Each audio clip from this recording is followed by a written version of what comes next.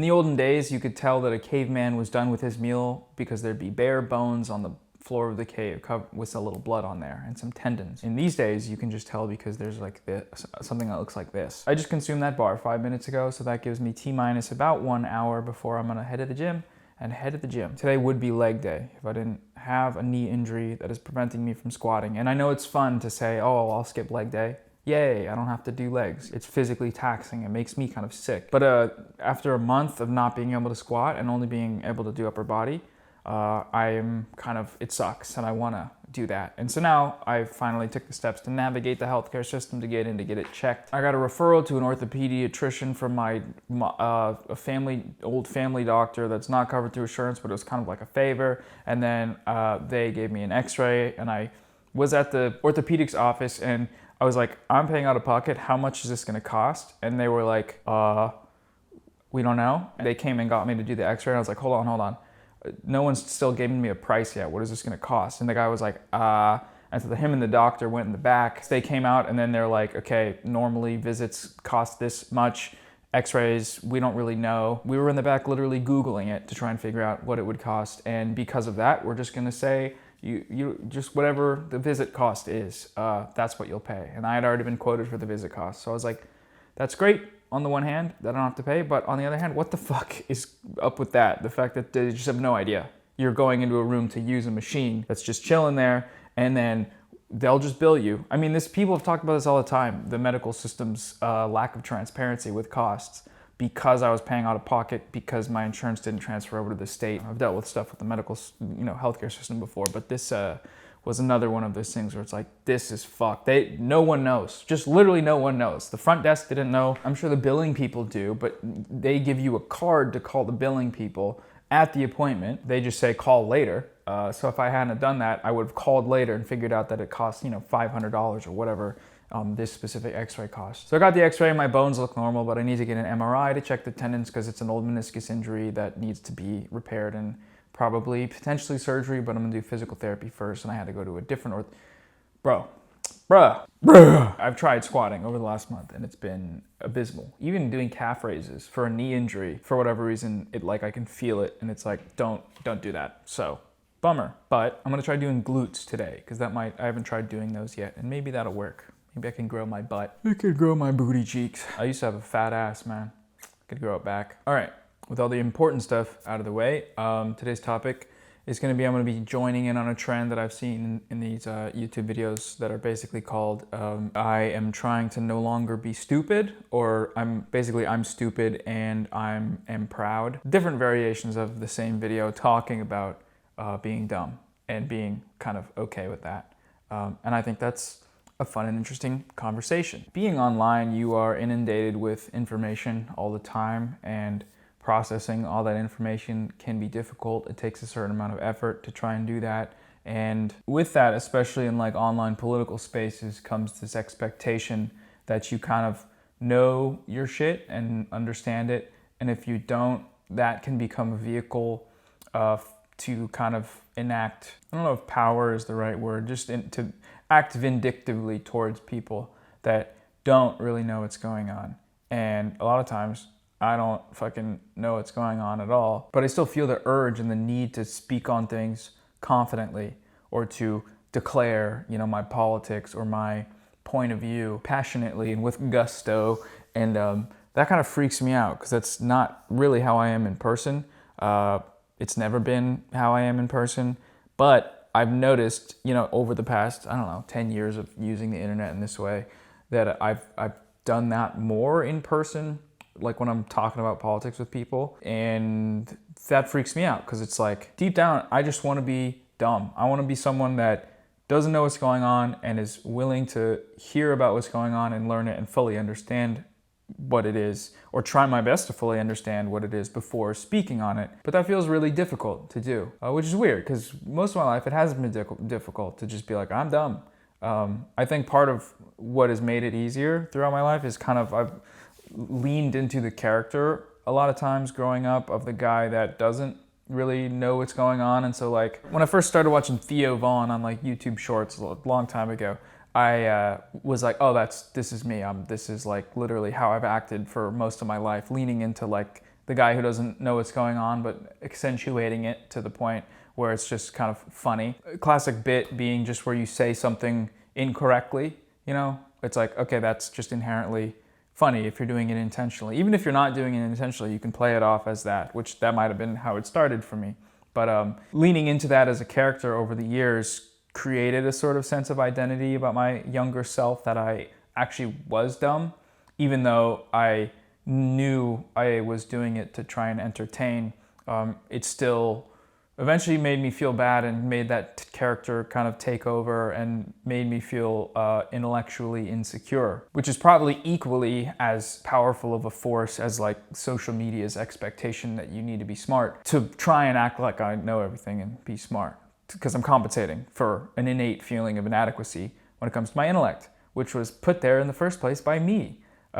Based on how I needed to act in order to fit in. This is why I really like this channel so much, is because I can just straight up fucking yap to you about whatever's on my mind, and I don't feel the stress to like get everything correct or like pull out an article out of my ass to try and justify whatever I want to say. I can just talk like a fucking human being, and you guys can talk in the comments and just sort of discourse around these things, and it just feels way better. It feels way less stressful.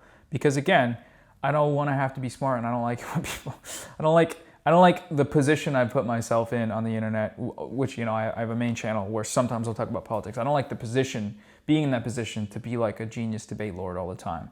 Because deep down and in real life, that's not really who I am. I've gone through periods of being really intellectually engaged and like politically tapped in with what's going on and trying my best to like talk about it with people and very passionate. It's not that I'm not passionate about these sorts of things, about politics or about like leftism.